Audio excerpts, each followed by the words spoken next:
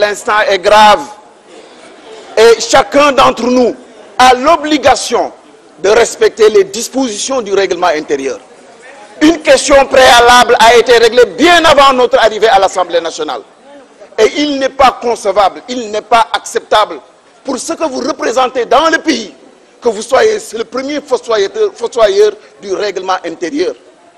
L'Assemblée nationale, le législateur a pensé qu'il était important de donner à chaque député les moyens de justifier la forfaiture que porte cette loi. Elle est discriminatoire. Le ministère de l'Intérieur a accepté 299 formations politiques. Une loi, pour qu'elle soit normale, réalisable, doit pouvoir prendre en charge la possibilité la plus haute, c'est-à-dire que 299 Sénégalais puissent être acteurs à l'élection présidentielle, sans compter les candidatures indépendantes. Votre loi aujourd'hui, si nous avons 100 candidats, la 101e candidature ne pourra trouver personne pour le parrainer.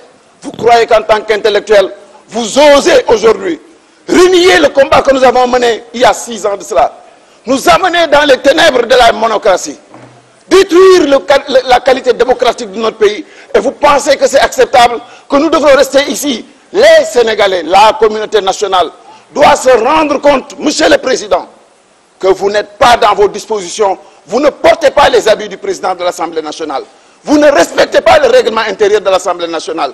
La question préalable suppose une discussion entre le rapporteur, le président de la commission et la prise de parole du ministre et le retour de l'action.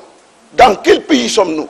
Si vous qui êtes là où vous n'êtes même pas capable de vous appliquer le règlement intérieur, les Sénégalais doivent savoir que voilà le traitement que vous faites à la démocratie sénégalaise. Voilà comment on peut comprendre pourquoi vous étiez 6 ans passés dehors avec une pierre. Je ne peux pas comprendre que c'est la même personne qui est là. Je ne peux pas comprendre que vous soyez ici en reniant leurs acquis démocratiques, en foulant au pied les règles de droit. Une majorité sert à quelque chose.